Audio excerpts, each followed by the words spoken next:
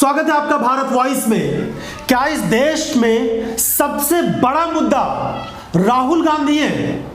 यह सवाल हम इसलिए पूछ रहे हैं क्योंकि पिछले 10 दिनों की टाइमलाइन निकाल कर देखिए और भाजपा नेताओं के बयानों को देखिए, बल्कि पूरी जो मोदी सरकार है उनके मंत्रियों के बयानों को देखिए, तो उसमें ज्यादातर आपको राहुल गांधी की चर्चा और राहुल गांधी का जिक्र ही नजर आएगा। लेकिन ये दुर्भाग्य है कि लंदन में ही भारत के लोकतंत्र पर सवाल उठाने का काम किया गया। कुछ लोग भारत के लोकतंत्र को लगातार कटघरे में खड़ा कर रहे हैं। ऐसे लोगों से कर्नाटका के लोगों को भी सतर्क रहना है। राहुल गांधी जी, आप विदेश की धरती पर भारत का अपमान करना बंद करें। अगर देश आपको बार बार हराता है, आपकी पार्टी को, तो कृपया कर करके इसका गुस्सा विदेश की धरती पर मत रखें। इस सदन के एक सदस्य श्रीमान राहुल गांधी विदेश के धरती पे जाके एक तो स्पीकर के ऊपर aspersion, cast aspersion of the speaker, chair के ऊपर आरोप लगाते हैं। सर, राहुल गांधी ने विदेशों की धरती पर देश का अपमान किया। राहुल गांधी ने पीएम मोदी का अपमान किया। कांग्रेस पार्टी मोदी का अपमान कर रही है। विपक्षी नेता संसद की कार्रवाई को नहीं चलने दे रहे हैं। इस तरह की बातें जोर शोर से उठाई जा रही है। प्रधानमंत्री नरेंद्र मोदी अगर कर्नाटक की रैली में लोगों को संबोधित करते हैं तो वहां पर भी वो राहुल गांधी का जिक्र करते हैं। कांग्रेस पार्टी को लेकर वो कहते हैं कि कांग्रेस पार्टी उनकी कब्र खोद रही है और वो जनता के लिए काम कर रहे हैं। भाजपा के दूसरे नेता, प्रवक्ता जब मीडिया के सामने आते हैं, रविशंकर प्रसाद बीजेपी के सीनियर नेता थे, अब उनको किनारे लगा दिया गया है। अब उनका मंत्रालय, उनके पास कोई मंत्रालय भी नहीं है, लेकिन वो जब मीडिया के सामने आते हैं तो राहुल गांधी पर निशाना साधते हैं। संबित पात्रा, गौरव भाटिया, स्मृति ईरानी और इस तरह के भाजपा के जो नेता मीडिया में ज्यादा मुखर होकर बोलते हैं, वो सब राहुल गांधी और राहुल गांधी पर ही शुरू करते हैं बात और वहीं पर खत्म करते हैं। तो क्या इस देश की जो अर्थव्यवस्था है वो सही ट्रैक पर चल रही है, या फिर जो इस देश की विदेश नीति है वो सब कुछ सही तरह से संभाले हुए है? दुनिया भर के देशों से सच में और पड़ोसी देशों से अच्छे संबंध बनने में बड़ी भूमिका निभाई जा रही है। G20 की मीटिंग में एक साझा प्रस्ताव पास नहीं हो पाया, क्या इस पर कोई सवाल नहीं हो सकता है? इस तरह की बहुत सारी बातें हैं। इस देश में महंगाई और बेरोजगारी एक बड़ी चिंता का विषय है। इन सब चीजों पर ज्यादा चर्चा नहीं हो रही है। चर्चा हो रही है तो राहुल गांधी पर।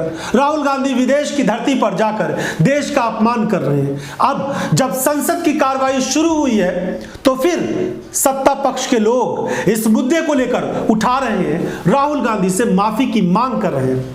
संसद की कार्रवाई सुचारू रूप से चले, इसके लिए सरकारें बड़ी मेहनत करती हैं, विपक्षी नेताओं को एकजुट करने की कोशिश करती हैं, विपक्षी नेताओं के साथ बैठकें होती हैं और उसके बाद यह कहा जाता है कि संसद में समय को बर्बाद न किया जाए क्योंकि जनता की मोटी रकम इसमें खर्च होती है। ऐसी स्थिति में अगर सत्ता पक्ष के लोग ही इस तरह से हंगामा करके, सोमवार को जैसे ही बजट सत्र की शुरुआत हुई है उसके बाद से राहुल गांधी से माफी मंगवाने का एक सिलसिला शुरू हुआ है और बीजेपी के नेता अब इस पर दबाव डाल रहे हैं। संसद की कार्रवाई हंगामा हुआ दोनों सदनों में तो मंगलवार तक के लिए स्थगित हुआ, लेकिन बड़ा सवाल यह है कि क्या राहुल गांधी पर ही चर्चा शुरू होगी और राहुल गांधी पर ही चर्चा खत्म होगी?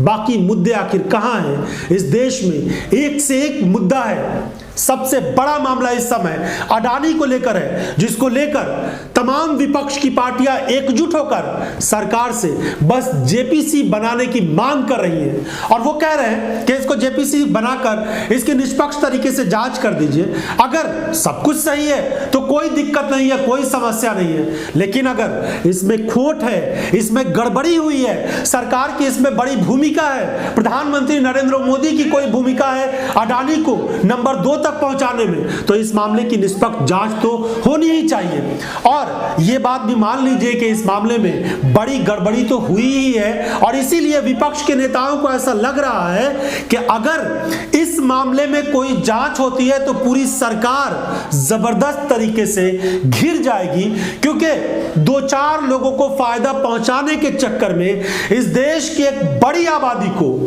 सुविधाओं से महरूम कर दिया गया है।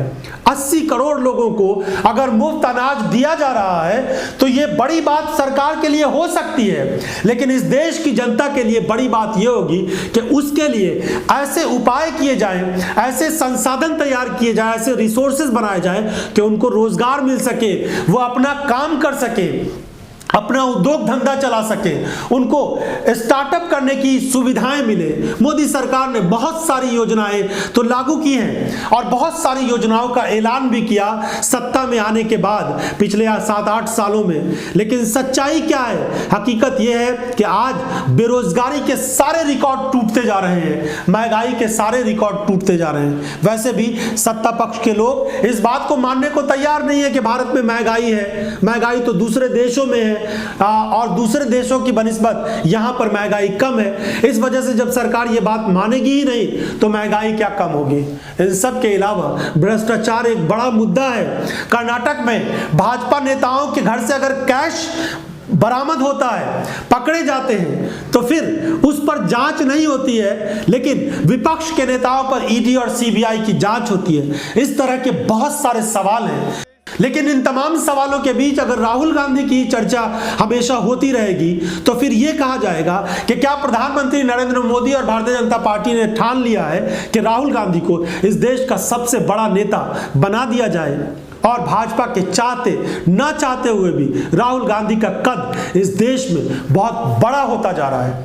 इस पूरे एपिसोड के बारे में आपकी कोई राय हो तो अपनी राय हमें कमेंट बॉक्स में जाकर जरूर दीजिएगा। बहुत बहुत धन्यवाद।